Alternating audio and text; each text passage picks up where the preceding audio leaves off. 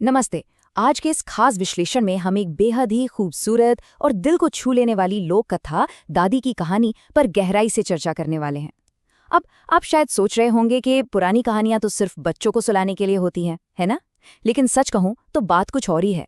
इस कहानी में एक बहुत ही व्यवहारिक और आज के समय की सबसे बड़ी जरूरत यानी हमारे माइंडसेट या मानसिकता को लेकर ऐसा ज्ञान छिपा है जो आज के बड़े बड़े मनोवैज्ञानिक भारी भरकम फीस लेकर हमें सिखाते हैं। तो चलिए बिना किसी देरी के इस पारंपरिक कहानी के अंदर चलते हैं और जीवन की उन अनमोल सीखों को समझते हैं जिन्हें रोजमर्रा की जिंदगी में अपनाकर हम अपना नजरिया पूरी तरह बदल सकते हैं। जब मन डर को बार बार सोचता है तो डर सच से बड़ा हो जाता है। ये कोई आम कहावत नहीं है, ये इस कहानी की मुख्य पात्र दादी के शब्द हैं और इसके पीछे ना एक पूरा मनोवैज्ञानिक तंत्र काम कर रहा है। आपने भी नोटिस किया होगा, जब भी कोई परेशानी आती है तो हमारा दिमाग तुरंत सबसे बुरे नतीजों की कल्पना करने लगता है। अरे कहीं ऐसा ना हो जाए, कहीं वैसा ना हो जाए। विज्ञान की भाषा में इसे कैटास्ट्रोफाइजिंग कहा जाता है। इस पूरे विश्लेषण में हम इसी प्राचीन ज्ञान के पीछे के विज्ञान को समझेंगे और देखेंगे कि कैसे सिर्फ अपने विचारों की दिशा बदलने से हमारे जीवन की पूरी वास्तविकता बदल सकती है। तो कहानी की शुरुआत होती है एक बहुत ही शांत से गांव से। पहाड़ों और खेतों के बीच सरस्वती नाम की एक बुजुर्ग महिला रहती थी, जिन्हें पूरा गांव प्यार से बस दादी कहता था। उनका जीवन एकदम साधारण था, एक मिट्टी का घर और पास में एक पुराना पीपल का पेड़। लेकिन जो बात उन्हें सबसे अलग बनाती थी वो ये कि कम उम्र में विधवा होने और कोई संतान न होने के बावजूद उनके चेहरे पर कभी कोई शिकायत नहीं दिखी। उनकी सुबह की दिनचर्या, आंगन बुहारना, तुलसी को जल देना, चूल्हे पर चाय बनाना, ये सब उन्हें हमेशा वर्तमान पल से जोड़े रखता था। गांव के लोग जो अपनी कड़ी मेहनत, फसल बर्बाद होने या बीमारियों के कारण हमेशा स्ट्रेस में रहते थे, वो दादी के पास आकर एक अजीब सी शांति महसूस करते थे। आप कह सकते हैं कि वो इस पूरे गांव के लिए एक बहुत बड़े सहारे की तरह थीं। 3 अब ये सिर्फ एक मामूली नंबर नहीं है। ये उन 3 महीनों का भारी घुटन भरा तनाव है जब रचना नाम की एक युवा महिला के पति काम की तलाश में गांव छोड़कर गए थे। इन 3 महीनों में उनकी कोई खबर नहीं आई थी। रचना के घर में राशन खत्म हो रहा था और बच्चे हर रात पूछते थे कि उनके पिता कब आएंगे। जरा सोचिए उस माँ की हालत। रचना पूरी तरह से टूट चुकी थी और चिंता के उस भयानक बोझ के नीचे दब गई थी जहां इंसान को आगे का कोई रास्ता नहीं सूझता। उसे कुछ समझ नहीं आ रहा था कि वो क्या करे। इस स्थिति में एक तरफ रचना डर से पूरी तरह सुन्न थी। उसे सच में लगने लगा था कि भगवान ने उसे छोड़ दिया है और वो लगातार सिर्फ खौफनाक नतीजों के बारे में सोच रही थी। लेकिन दूसरी तरफ जब वो दादी के पास गई तो दादी का दृष्टिकोण बिल्कुल अलग था। ध्यान दीजिएगा, दादी ने तुरंत कोई जादुई उपाय नहीं बताया या उसे पैसे नहीं थमा दिए। इसके बजाय उन्होंने रचना को अपने पास बैठाया और बस इतना कहा, पहले अपने मन को बैठने दो, फिर बात करते हैं। ये बहुत बहुत महत्वपूर्ण है। शारीरिक और मानसिक उथल-पुथल को शांत किए बिना आप किसी भी बाहरी समस्या का हल नहीं निकाल सकते। दादी ने असल में यहाँ बिना बताए एक ग्राउंडिंग तकनीक का इस्तेमाल किया था। जब रचना थोड़ी शांत हुई तो दादी ने उसे एक कहानी सुनाई। जी हाँ, एक कहानी के अंदर एक और कहानी। उन्होंने एक ऐसे यात्री के बारे में बताया जो एक अनजान और बिल्कुल सुनसान रास्ते से गुजर रहा था। रात का अंधेरा घिराया था, आसमान में काले डरावने बादल छा गए थे। उस बेचारे यात्री के पास न कोई साथी था, न पैसे और न ही रुकने का कोई ठिकाना। वो गहरी निराशा में एक पत्थर पर बैठ गया और अपनी किस्मत को कोसने लगा। असल में वो ठीक वैसी ही मानसिक स्थिति में था जिस गहरी खाई में उस वक्त रचना गिर चुकी थी। और फिर कहानी में उस रोते हुए यात्री के पास से एक साधु गुजरा। साधु ने उसे जो सलाह दी, यकीन मानिए वो आज के समय के हिसाब से किसी महंगी थेरेपी से कम नहीं है। साधु ने उसे 3 बहुत ही स्पष्ट कदम उठाने को कहा। ऊपर देखो, नीचे देखो और अपने भीतर देखो। दिलचस्प बात जानते हैं क्या है? आज के आधुनिक थेरेपिस्ट भारी फीस लेकर एंग्जाइटी या घबराहट से लड़ने के लिए जो ग्राउंडिंग तकनीक सिखाते हैं वो बिल्कुल यही है। ये कोई आध्यात्मिक प्रवचन नहीं था, बल्कि पैनिक को तुरंत रोकने का एक बेहद प्रैक्टिकल और मनोवैज्ञानिक अभ्यास था। चलिए इस तकनीक को थोड़ा और बारीकी से समझते हैं।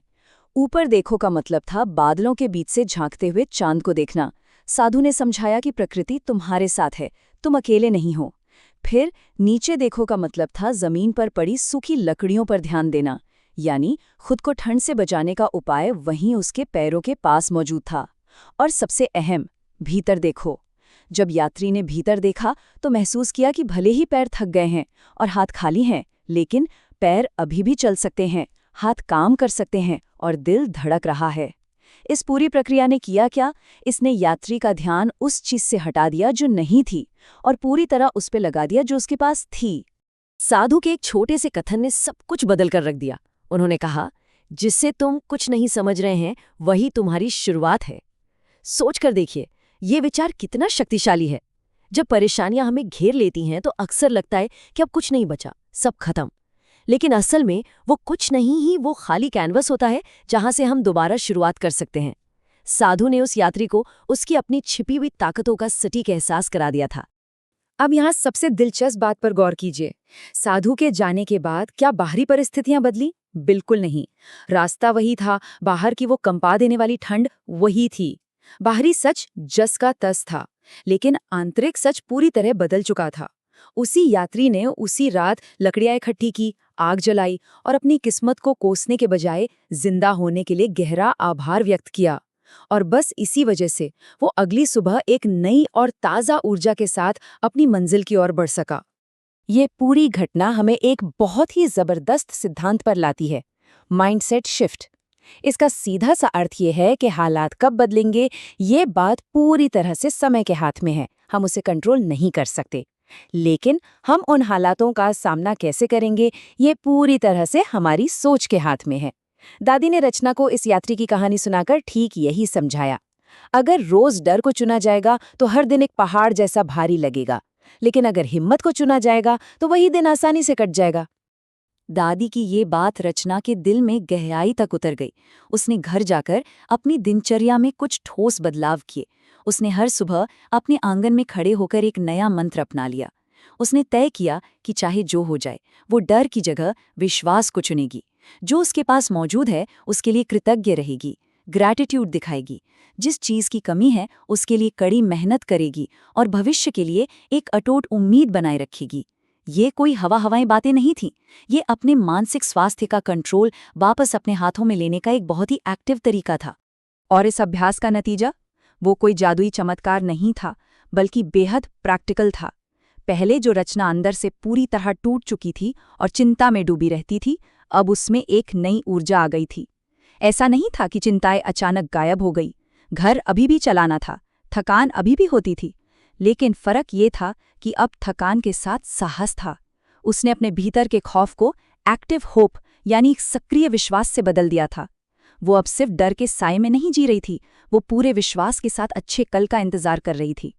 और फिर कई हफ्तों की कड़ी मेहनत और मानसिक मजबूती के बाद कहानी एक बहुत ही खूबसूरत मोड़ लेती है। एक दिन गांव का डाकिया रचना के दरवाजे पर आता है। उसके हाथ में एक चिट्ठी थी, रचना के पति की चिट्ठी। उसमें लिखा था कि उसे शहर में एक अच्छा काम मिल गया है और साथ ही उसने अपनी पहली कमाई के कुछ पैसे भी भेजे थे। आखिरकार वो राहत भरी खबर आ ही गई जिसका रचना को इतने लंबे समय से इंतजार था। खुशी के आंसू बहाती हुई रचना जब दौड़कर अपनी दादी के पास गई तो दादी ने मुस्कुराते हुए एक बहुत ही गहरी बात कही। उन्होंने कहा, उम्मीद ने दरवाजा खुला रखा, तभी तो अच्छी खबर भीतर आ सकी। क्या कमाल की लाइन है ना। ये इस बात का सीधा प्रतीक है कि जब हम अपने दिमाग को सकारात्मक रखते हैं तो हम सिर्फ अच्छा महसूस ही नहीं करते, बल्कि हम समाधान और नए अवसरों के लिए अपने अंदर एक स्पेस तैयार करते हैं। निराशा हमेशा हमारे दरवाजे बंद कर देती है, लेकिन उम्मीद संभावनाओं का दरवाजा हमेशा खुला रखती है। दादी की ये सीख सिर्फ रचना तक सीमित नहीं रही। धीरे धीरे इसने पूरे गांव की सोच को ही बदल कर रख दिया। पहले जहां गांव वाले कर्ज या बीमारी जैसी हर छोटी बड़ी परेशानी से घबरा जाते थे और अनजाने में ही सही उस डर और अंधकार को बढ़ावा देते थे, वहीं अब गांव वालों ने आपस में एक दूसरे का सहयोग करना और कृतज्ञ रहना सीख लिया था। ध्यान देने वाली बात यह है कि गांव की बाहरी सच्चाई, जैसे खेतों की वो कड़ी मेहनत या मौसम की मार, वो बिल्कुल नहीं बदली थी, लेकिन उनकी बदली हुई सोच ने उनके जीवन जीने के तरीके को पूरी तरह से रोशन कर दिया था। तो चलिए इस पूरे विश्लेषण को समेटते हैं। हमें इससे क्या मूल सत्य मिलते हैं? पहला, जीवन में मुश्किलें और बुरी परिस्थितियां आना बिल्कुल तय है, इसे कोई नहीं टाल सकता। दूसरा, हर स्थिति हमारे नियंत्रण में नहीं होती। तीसरा और सबसे अहम, समस्याओं को देखने का नजरिया हमेशा हमारी खुद की चॉइस होती है। ये पूरी तरह से हमारी पसंद है। और आखिरी बात, बाहरी परिस्थितियां भले ही धीरे धीरे बदलें, लेकिन हमारे विचार पलक झपकते ही तुरंत बदल सकते हैं। डर से विश्वास की ओर मुड़ना एक ऐसी जादुई शक्ति है जो हम सबके पास मौजूद है। अंत में ये कहानी हम सभी के लिए एक सीधा सा सवाल छोड़ जाती है। हम सब जानते हैं कि बाहरी संघर्षों और जीवन की उलझनों को सुलझने में वक्त लगेगा, लेकिन आज ठीक इसी पल में हमारा मन क्या चुनने वाला है? क्या हम उस चीज पर ध्यान देंगे जो हमसे छिन गई है, या उस पर जो एक नई शुरुआत बन सकती है? दादी की ये कहानी हमें याद दिलाती है कि बदलाव की शुरुआत हमेशा हमारे भीतर से होती है। इस विश्लेषण से जुड़ने के लिए आपका बहुत बहुत धन्यवाद। उम्मीद है कि ये कहानी आपके रोजमर्रा की जिंदगी में एक नया और सकारात्मक नजरिया अपनाने की प्रेरणा जरूर बनेगी।